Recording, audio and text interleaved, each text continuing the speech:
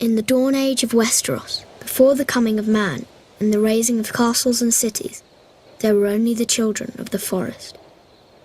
Little is known of them now, but it is said they were small in stature, dark and beautiful, and no taller than children when grown to manhood. They lived in the depths of the forests and hidden villages, crannogs and caves. They hunted with weirwood bows and armed themselves with blades of obsidian.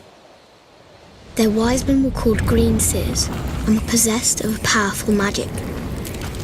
They worshipped nameless, faceless gods of the forest, stream and stone.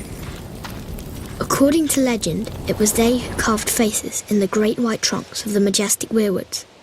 Their deep-cut eyes were red with sap and ever watchful. 12,000 years ago, the first men came from the eastern continent, crossing a land bridge called the Arm of Dawn. Riding their great horses and wielding weapons of bronze, they cut down the children's forests and weirwoods.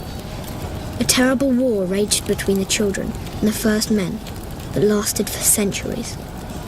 At long last, the two races sought an end to the years of horror and bloodshed. They met on a small isle in the centre of a great lake called the God's Eye. It was there they forged the pact.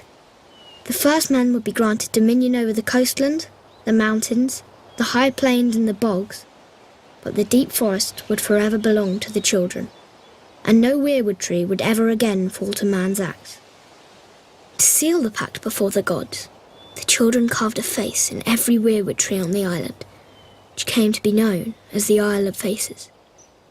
But the pact could not withstand the coming of the Andals, a race of tall, fair-haired warriors. They attacked with fire and weapons of steel, slaughtering the children of the forest wherever they could find them, burning out their weirwood groves, hacking away at the faces of the old gods, and spreading their own religion through the land. Centuries of war followed, and the Andals conquered every kingdom in Westeros, save one, the North.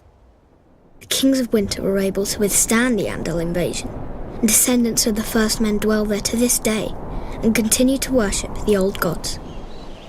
As for the children of the forest, those who survived the slaughter were said to have fled far north and have not been seen again.